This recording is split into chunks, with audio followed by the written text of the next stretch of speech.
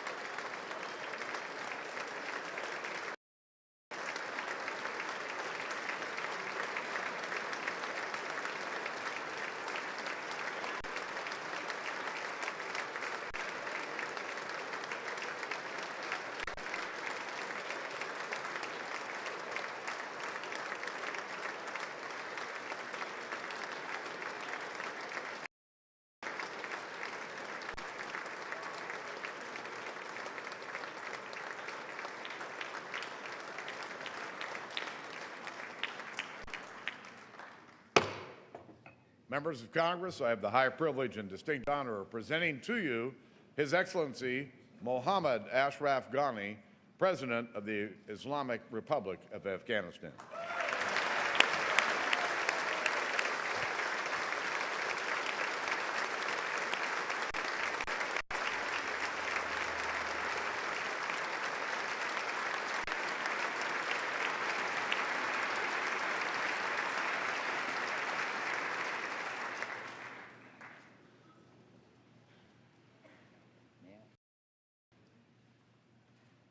In the name of God, the merciful, the compassionate, Speaker Bonner, Vice President Biden, Senate Majority Leader McConnell, House Majority Leader McCarthy, House Minority Leader Ms. Pelosi, Senate Minority Leader Mr. Reid, ladies and gentlemen of the Congress, please allow me to thank you for your gracious invitation to address this unique forum of deliberative democracy.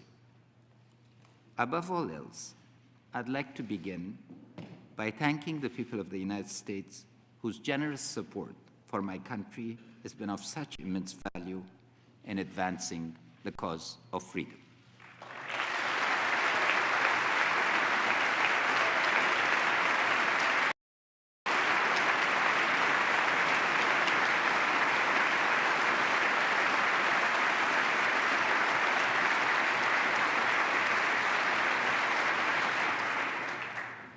More than 1 million brave Americans have served in Afghanistan.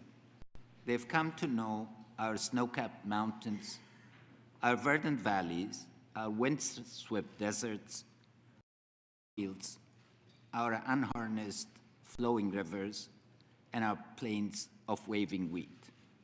But more important than knowing our geography, they have come to defend and to know our people. And in return, the people of Afghanistan recognize the bravery of your soldiers and the tremendous sacrifices that Americans have made to keep Afghanistan free.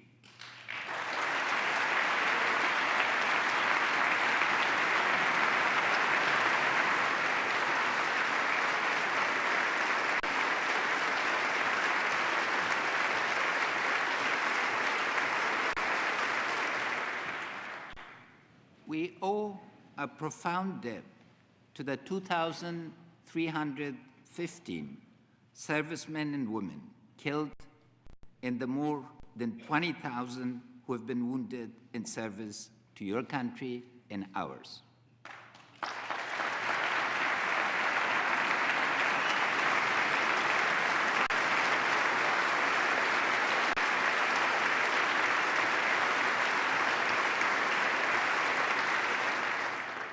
We owe a profound debt to the soldiers who've lost limbs to buried bombs, to the brave veterans, and to the families who tragically lost their loved ones to the enemy's cowardly acts of terror. We owe a profound debt to the many Americans who've come to build schools, repair wells, and cure the sick. And we must acknowledge with appreciation that at the end of the day, it's the ordinary Americans whose hard-earned taxes have over the years built the partnership that has led to our conversation today. I want to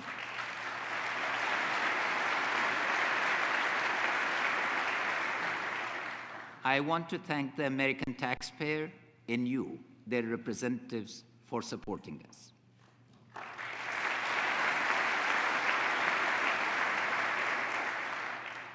The service of American men and women, civilian or military, in our country has been made possible by the bipartisan support of the Congress of the United States. On behalf of our Parliament and people, I salute and thank you. It has always been a pleasure to receive and interact with congressmen and women during your visits to Afghanistan. Please do come again and again. And if you're reservists, please come in your proud uniforms.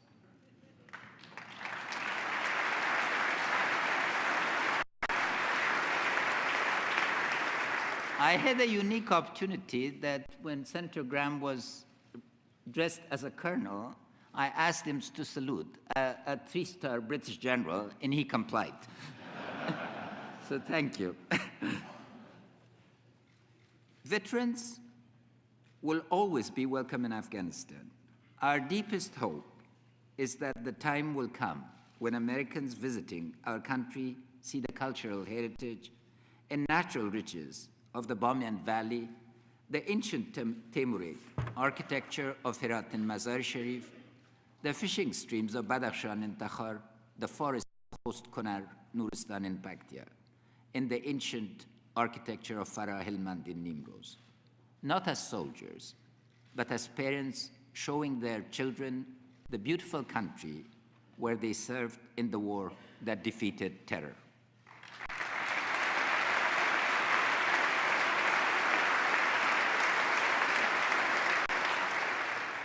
On behalf of my entire country, when that day comes, you'll be our most welcome and honored guests. America's support to Afghanistan has been led by a succession of remarkable generals. I'm proud to have known and worked with Dan McNeill, David McKernan, Stanley McChrystal, David Petraeus, John Allen, Joseph Danford, and John Campbell. Their commitment and dedication is inspirational. These generals lived in simple quarters. They worked tirelessly through the night, and their leadership of their troops is an example that our generals are working hard to follow. Your civilian leaders are no less inspirational. Ambassadors such as Ronald Newman, Zal Khalilzad, Carl Leikenberry, Brian Crocker, James Cunningham, and my good friend Michael McKinley give American diplomacy first-class leadership and strategic understanding. And I would be remiss not the stimulating conversations with my friends from this chamber, like John McCain, Lindsey Graham, Carl Levin, and many of your visitors. But I must also acknowledge the deeply appreciated contribution of the aid workers and NGOs who are the day-to-day representatives of your country. I've met people from all 50 states of the Union, from senators and representatives to construction workers, computer operators. I want to thank all of them for introducing the best of America to the people of Afghanistan.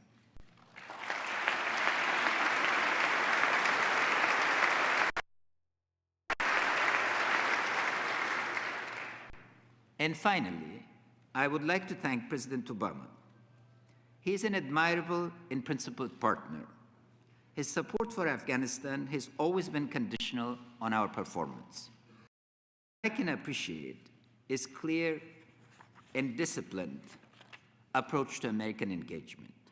Thanks to his strict rigor, we were encouraged and supported to build up the Afghan forces into the self-reliant army that it is today.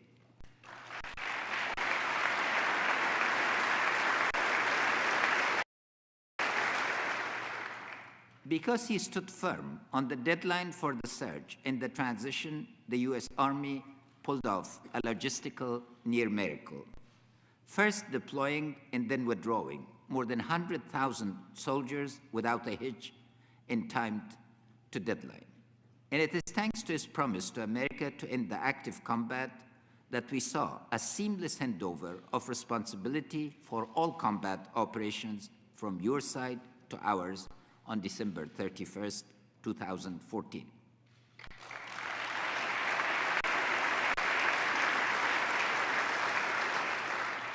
U.S. soldiers are no longer engaged in combat.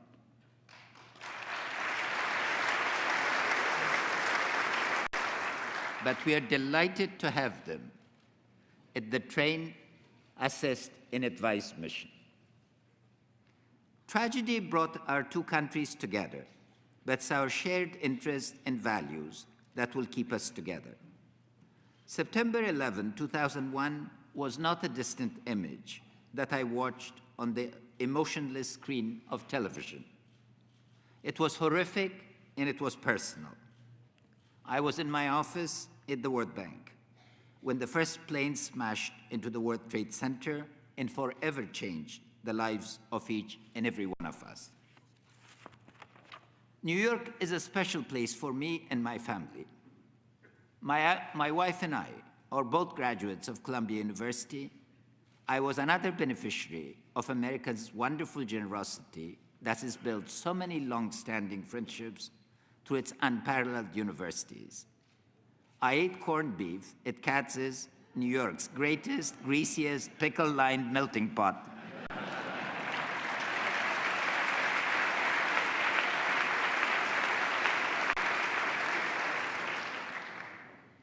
Close friends were working near the Trade Center. My children were born in New York, and my daughter was living in New York when the Twin Towers fell. I visited Ground Zero that very week. Seeing firsthand the tragedy and devastation drove home the realization that after 9/11, the world would never be the same. I went home knowing that America would seek justice, and I began to write the plan for our national reconstruction.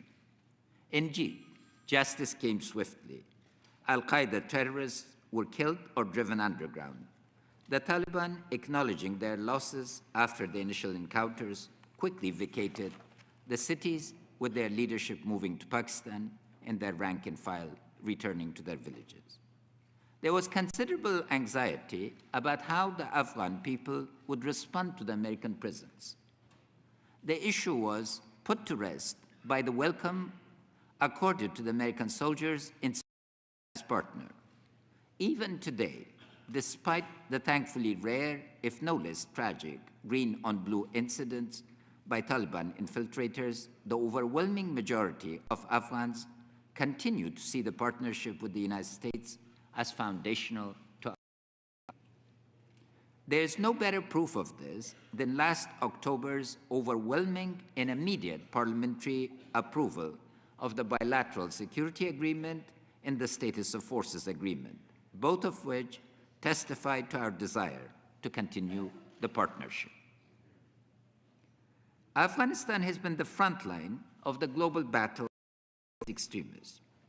America, as a result, has been safe, but that safety has been ensured through the loss of American and Afghan lives in the fight against terror. We have made great sacrifices, we Afghans, but then it's our patriotic to do so. You, on the other hand, had a choice, and when it came to a fork in the road, chose to do the right thing. Thank you.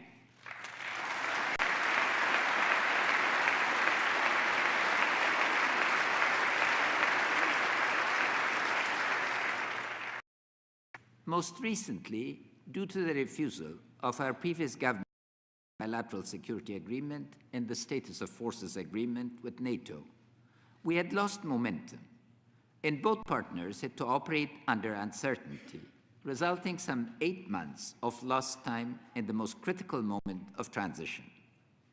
You could have used this opportunity to end the partnership and return home in frustration, but you did not. Thanks to the flexibility shown by President Obama in Congress, we've made up for the loss and have regained momentum, without breaking by even a day the promise of President Obama to the American people that the U.S. combat role would end on December 31, 2014. Thank you for staying with us.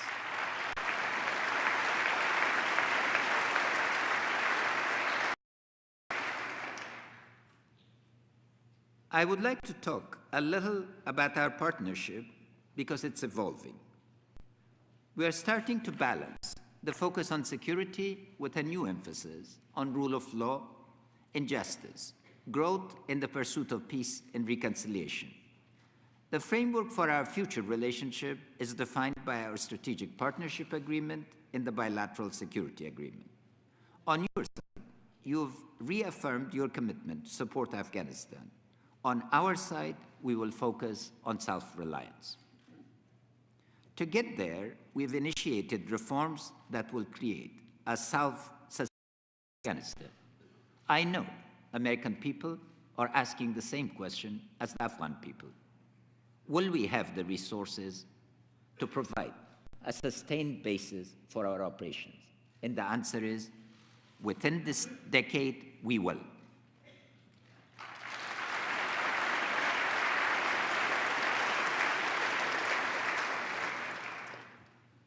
As the current phase of our relationship draws to a close, our appreciation for the depth of American contribution to our people cannot be measured in words alone, but can be seen quite literally in the number of Afghans whose futures have been changed thanks to America and its allies. On September 10, 2001,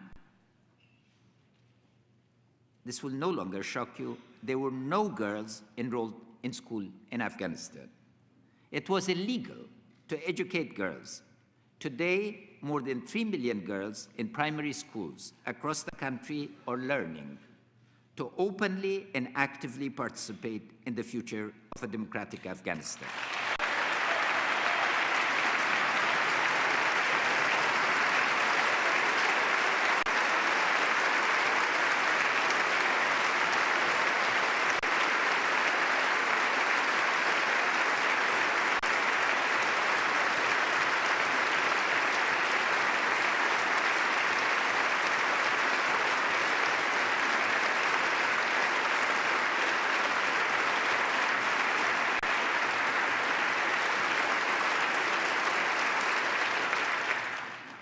Their parents, thank you.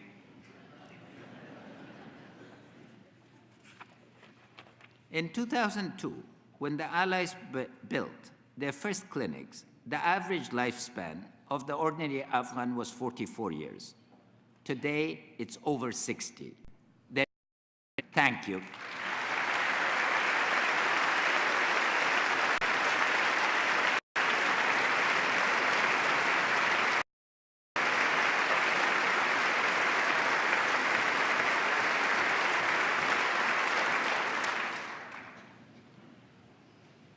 Today, the rate of maternal mortality in our poor country remains unacceptably high, but thanks to the immense effort you've made to build clinics and train an Afghan woman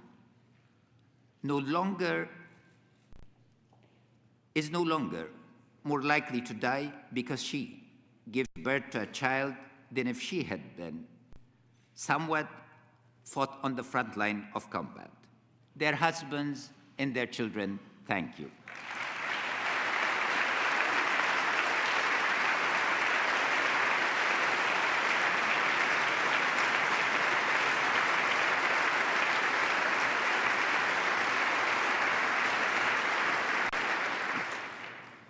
Our partnership with America and its allies has brought our country hope where we had none. We would once again like to thank you for that wonderful gift from your people to ours, the gift of hope.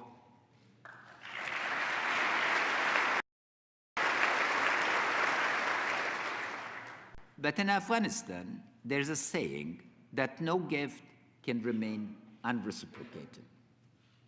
Today, I would like to return that gift of reborn hope by offering the American people a partnership with a nation that is committed to the freedom and that will join the fight against the growing threat of terrorism.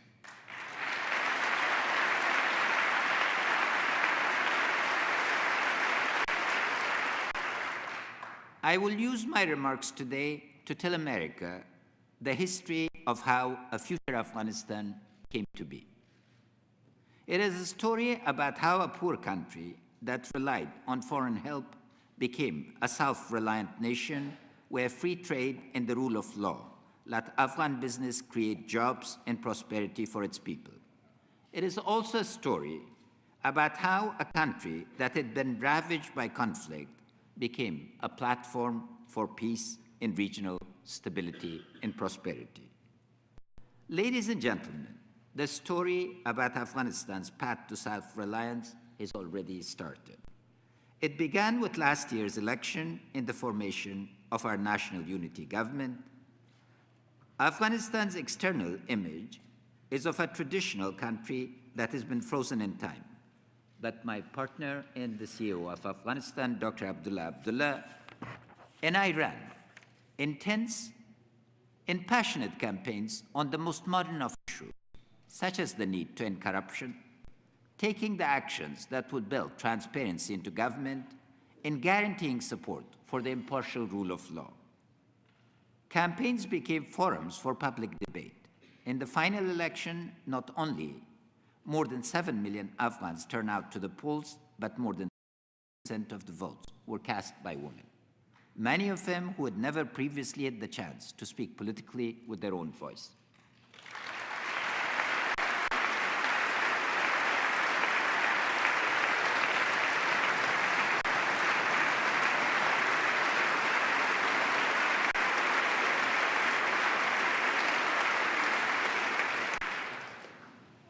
There's no denying that the election was hard-fought.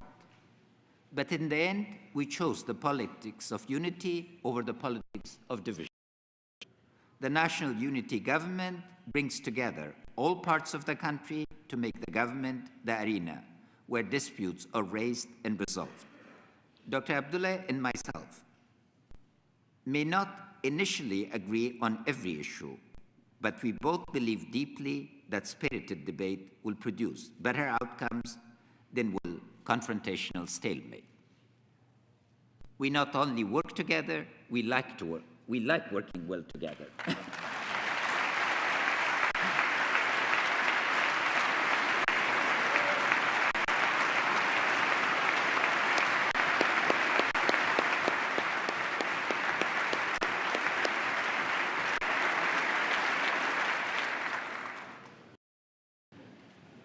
Afghanistan, contrary to wide perception, is well suited to democracy. Like Americans, Afghans are individuals. None of us differs to anyone else. We have neither had caste nor class. So persuading each other is an art form. Our key characteristics are our openness and hospitality. We believe in equality. Even in the most traditional parts of the country, our leadership must earn rather than inherit their position. There's a strong public conscience. People are expected to act for the common good. We love debate. Ladies and gentlemen, please allow me to introduce you to Afghanistan. We're an old country with a proud heritage and a history of trade with our neighbors.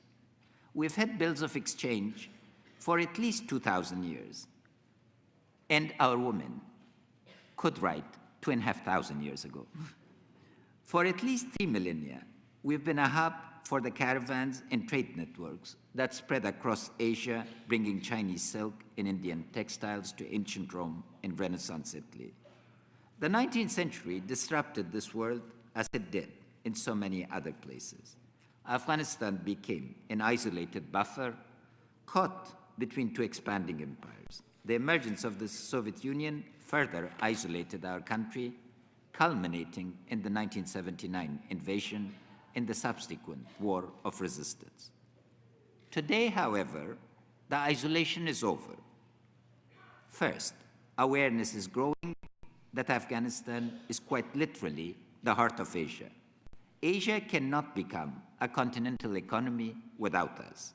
Asia, in 5 years, will have its 1869 moment, the year that the east and west coasts of the United States were joined through the transcontinental railway. But this completion of a new interconnected Asia cannot happen without us. We are in the midst of 3.5 billion people, and we need to export something and not just import. Our fragmented geography can once again become the opportunity for integrating Central, West, East, and South Asia into a network that supports stability and prosperity over a vast swath of world surface. Diplomatic efforts to advance integration can free up cross-border trade and support multi-country investments in energy, transport, and water. And this again is beginning. The first major project between Central Asia and called CASA 1000 for transmitting energy from Kyrgyzstan to India to Pakistan is already underway. And I truly believe that diplomatic efforts backed by the leaders of our countries will build the peace and prosperity for South and Central Asia in the same way that the common market has done so for Europe and ASEAN has done for our neighboring region to the east. We envisage in Afghanistan that in the 20 years has become a hub of trade in gas pipelines, power transmission lines, railways, modern telecom, and banking services. But American support for all of these is essential, and we thank you for that.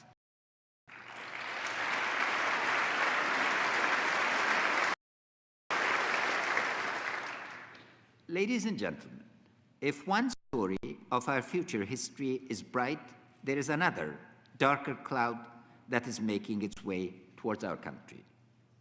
Afghanistan's security transition took place against the backdrop of the unexpected rise of religious extremism in the promise of the Arab Spring gave way to the emergence of Daesh terror and collapse of states. But the changed ecology of terror could have not formed without some states tolerating, financing, providing sanctuary, and using violent, non-state actors as instruments of short-sighted policies. It is critical that the world understand the terrible threat that the Daesh and its allied forces pose to the states of Western and Central Asia. Terrorist movements whose goal is to destabilize every state in the region or looking for new bases. We are the front line, but terrorists neither recognize boundaries nor require passports to spread their hate and discord. From the west, the Daesh is already sending advance guards to southern and western Afghanistan to test our vulnerabilities. To the south, Pakistan's counterinsurgency operations, in which more than 40,000 people have already died, or pushing the Taliban towards Afghanistan. Criminalization of the economy is an indispensable part of this new ecology of terror. Control over the narcotics trade is providing the financing for these groups to find weapons and recruits, blurring the lines between criminal economics and criminal politics. Each of these groups poses a clear and present danger to our neighbors, to the Arab Islamic world, and to the world at large. Afghanistan is carrying forward everyone's fight by this threat. But extremism is becoming a system, one that, like a dangerous virus, is constantly mutating, becoming more lethal, very media-savvy, well-financed, and thriving on state weakness and an overall lack of regional coordination. To date, Afghanistan's people have rejected the allure of violent movements. We are willing to speak truth to terror.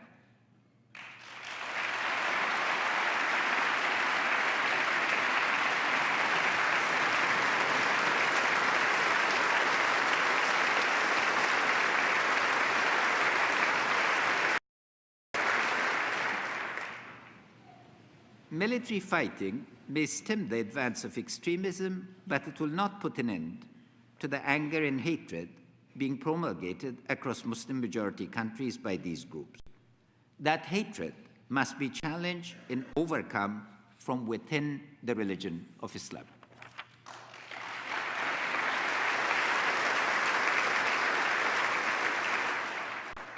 The heart of the issue remains who is entitled to speak for leaders, intellectuals, and those many millions of Muslims who believe that Islam is a religion of tolerance and virtue must find their voice. Silence is not acceptable.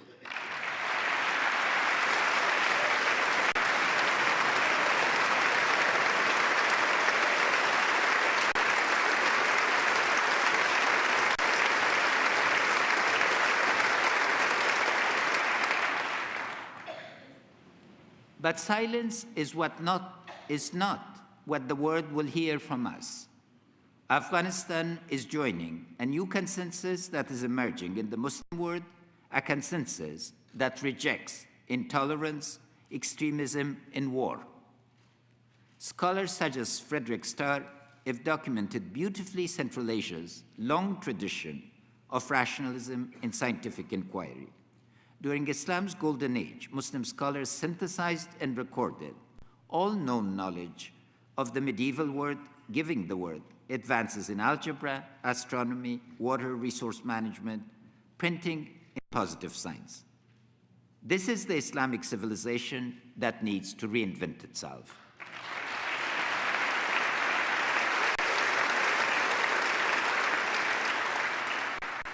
The Islamic world must understand its own gloriously tolerant and inquisitive past.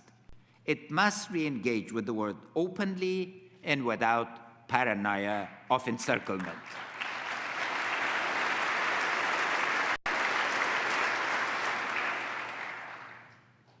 We, the unity government of Afghanistan, know that Islam is a religion of peace.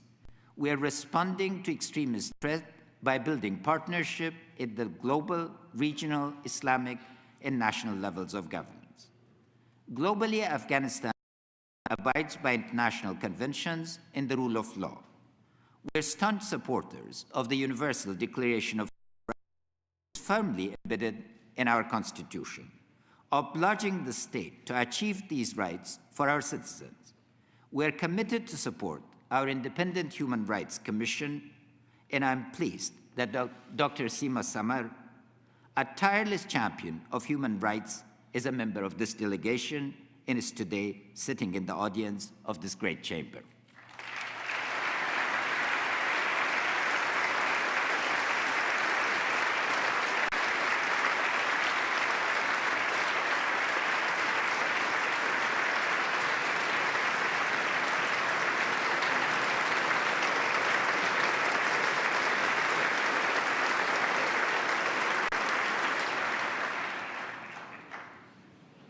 And our government will join the free trade system and harmonize investment rules that build prosperity and promote peace. Regionally, we are engaging our neighbors across Asia to build trust in trade. Afghanistan will become a platform for cooperation in a vast region that extends from India to Azerbaijan and beyond. We've already made significant headway in making the vision of the Lapis Lazuli corridor that will link us to Turkmenistan, Azerbaijan, Georgia, Turkey, and Europe into reality. And thank you, Congress, for wearing Lapis Lazuli.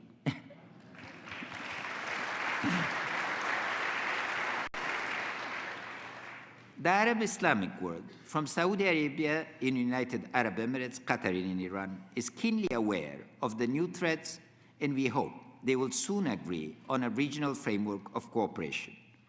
The recent declaration of a council across the Muslim world may well be a historic turning point in building that alliance. Condemnation of terror by this largest gathering of Muslim ulama is an unprecedented step and an acknowledgement of the shortcomings of Muslim-majority country governments. Properly supported, Afghanistan is uniquely positioned to block the spread of extremism. We have none of the historical inferiority complexes that fuels resistance against Western domination. After all, we defeated most of the empires.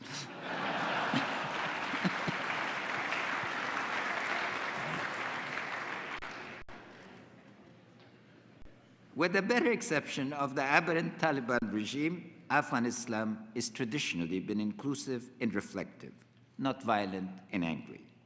And after 36 years of conflict, our people are vaccinated against the seduction of ideologically based conflicts. Our people, our children, desperately want to be normal. Ordinary is what has escaped us, and we really like to be leading ordinary lives. To go to school and come back. To shop without being blown up. To play volleyball without being attacked. So many children, if I held in my arms, who've been mutilated. That must not be permitted and cannot be permitted and will not be permitted.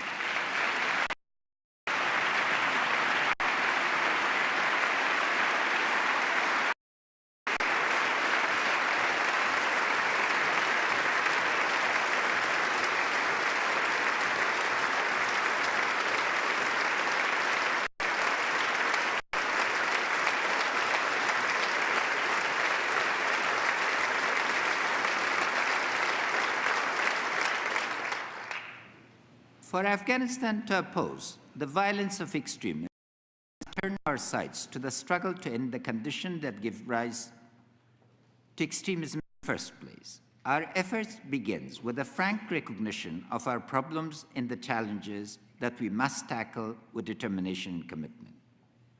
Nearly 40 years of conflict have produced a country where corruption permeates our government. Until we root out this cancer, our government will never generate the trust to win in hearts of our people or the trust of your taxpayers. We will eliminate corruption.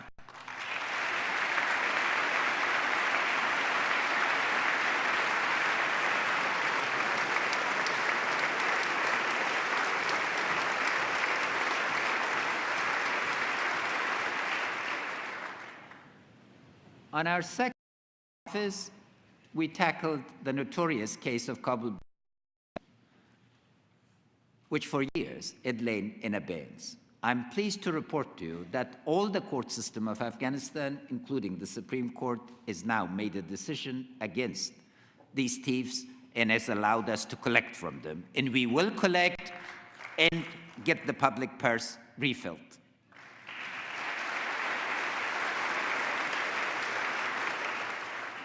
Ladies and gentlemen, ending corruption and impunity are the precursors of self-reliance. But the true test will be whether we can restore the fiscal basis of expenditure. We must create the environment where private investment, sustainable natural resources, and critical market-linking infrastructure development provide our youth with jobs, help us balance the budget, and launch the virtuous cycle that will let freed markets build our nation's wealth. Here I'm pleased to say that we are reversing decades of mismanagement. We've just reached agreement with the IMF, but more significantly, we are determined to create the wealth that would not make us dependent. During this decade, we can assure you that we will be able to pay both for our security and delivery of our services.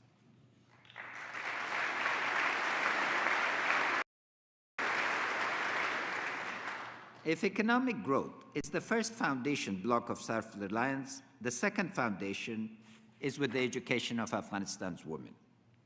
No country in the modern world can be self-reliant with half of its population locked away, uneducated and unable to contribute its energy, creativity, and drive to national development. We have a tradition of respecting women, and let us not forget, the largest trader in Arabia was the wife of the Prophet. And the greater transmitter of knowledge, the authentic sayings of the Prophet, was his second wife. Aberrant customs do not replace the fundamental sense of justice between men and women that societies that seek fairness are built upon. Culture traditionally had space for women as leaders, managers, and traders. The gender apartheid imposed by the Taliban came from people who'd grown up outside of families, in refugee camps and religious boarding schools. Our plan for restoring women's place in society is built on three pillars that rest on a foundation of respect for the human, religious, and constitutional rights of all our citizens.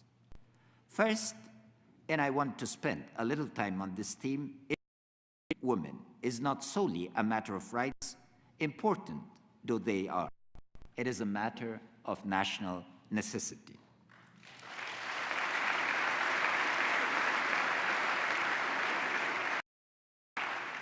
I've said in the past that educating one Afghan young girl will change the next 5 generations of a family.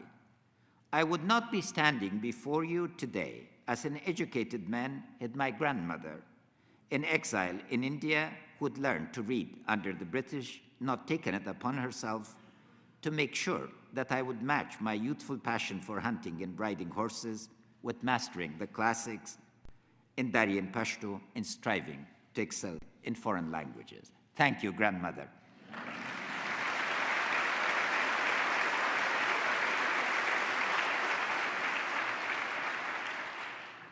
Afghanistan's self-reliance demands men and women who can run a modern economy. Basic health and education must reach all Afghan girls. That's a promise. But beyond Afghan girls with these basic rights, we will increase to parity the number of women graduating from high school. Even as I address you today in Kabul, designs are already being finished for an all-women's university that will provide safe, top-quality education for the next generation of Afghan women leaders.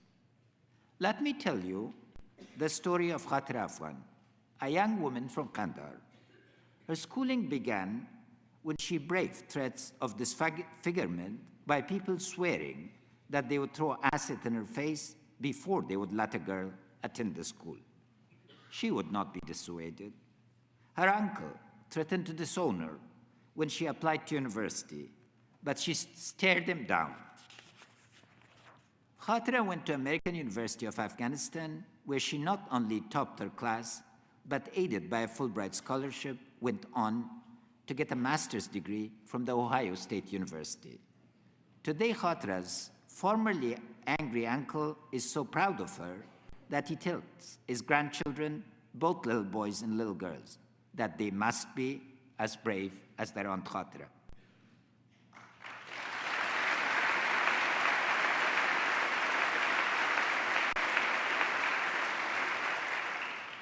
Khatira, like thousands of Afghan women, thanks America for those opportunities, for the primary school teachers, for the university in Kabul, for the scholarship to Ohio, that changed her life and her children's future. And she is dedicated to create opportunities for millions of other Afghans.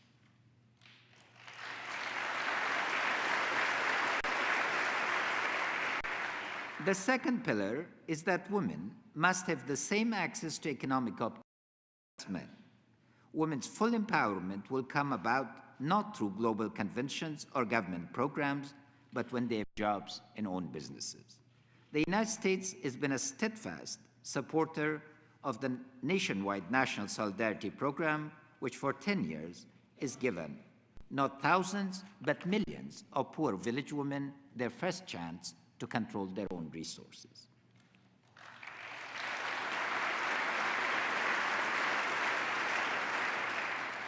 Our third and final foundational belief is that a mental and cultural revolution must take place over treatment of women in and by our society.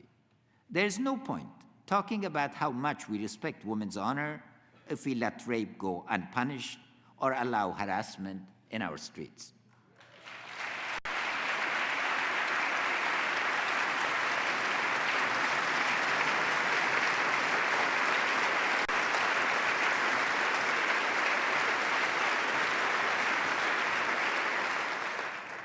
We've signed the global conventions to end discrimination against women.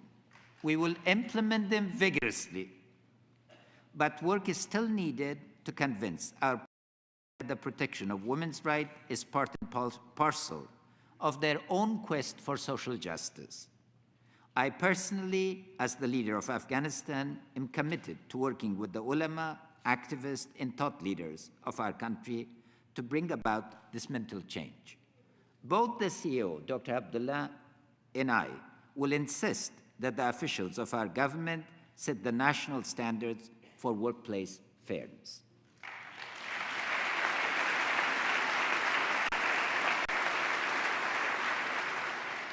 Thanks to your help and support, the opportunities for women are indeed changing. I'm sure that many of you have seen those stunning Skatistan videos of fathers proudly taking their shiny-eyed daughters to show off their newfound skills in the ancient art of skateboarding. They are but the tip of the changes that are underway and which must be protected and advanced. I am meeting frequently women who are entertaining seriously the idea of becoming the first woman president of Afghanistan, and we will support them.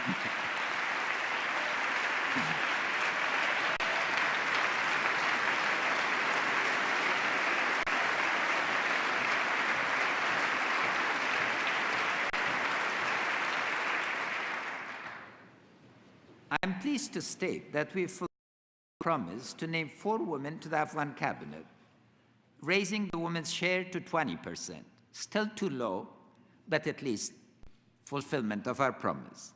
We are determined to name qualified women as ambassadors and to increase their number as deputy ministers. And we are working hard to attract and train a whole new cadre of women technocrats into our government. I promise you that 5 years from now, our ministries will have a whole new look to them, with women in leading positions.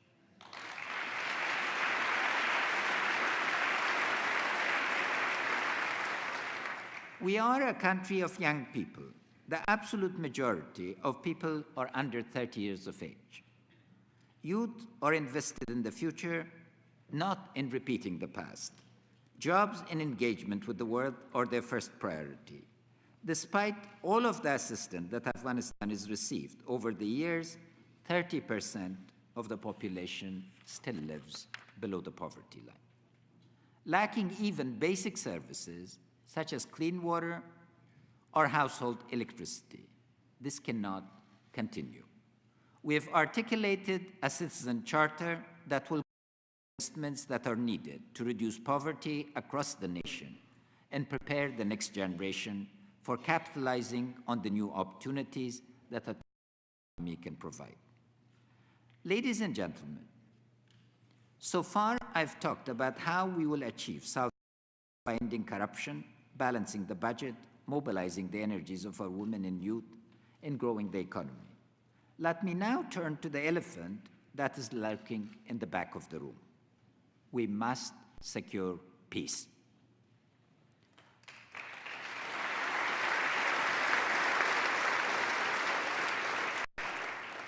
Afghans have shown that we know how to fight. Unfortunately, we inherited that skill for 3 millennia.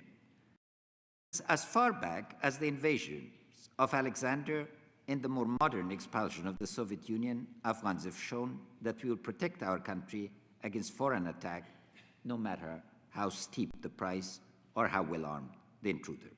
I have no doubt that provided that to receive equipment and training, forces will stand firm against any efforts by outside extremists to build a base inside our territory. But we must now show we can also bring peace. Our strategy is built around 3 initiatives. The first is to use our diplomacy to build a community of nations that is committed to stability in Asia. Dr. Abdullah and I have met with the leaders of Pakistan, India, Kazakhstan, Turkmenistan, Azerbaijan, Saudi Arabia, the Emirates, and China. Their commitment for building mutual security across nations includes ending the financing and sanctuary for extremist groups.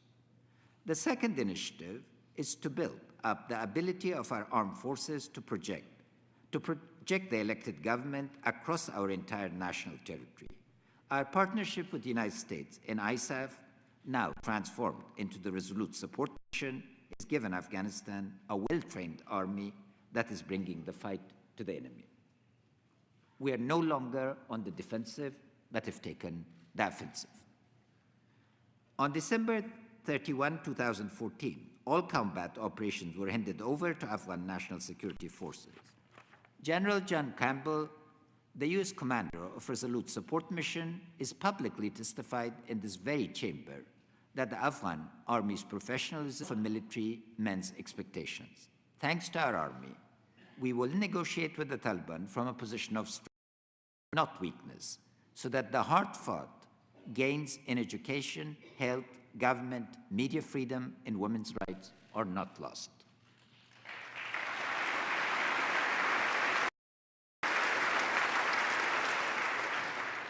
The third initiative will be our push for reconciliation. Need to choose not to be Al-Qaeda and be Afghan. And if they choose to be Afghan, they will be welcome to be part of our society.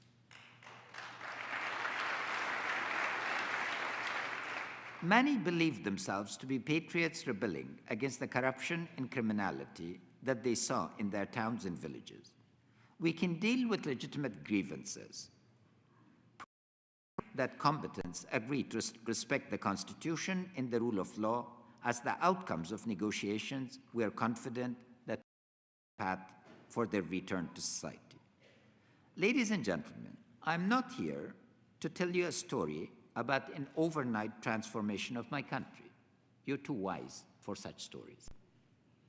12 years of partnership provide evidence enough that the road ahead will be difficult. We live in a rough neighborhood.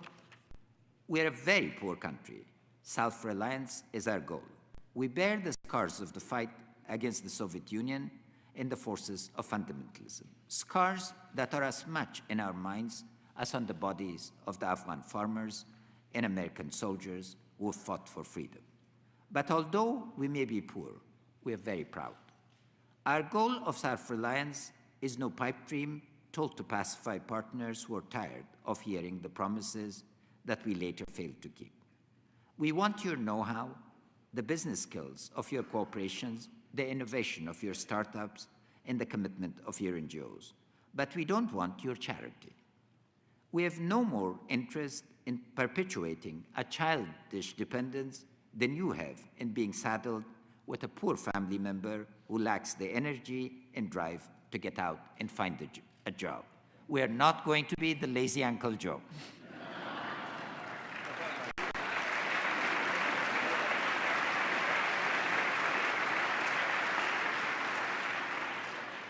Afghanistan can and will be enduring success. Your support, your understanding, and your commitment to our country will not have been in vain. Afghanistan will be the graveyard of Al-Qaeda and their foreign terrorist associates.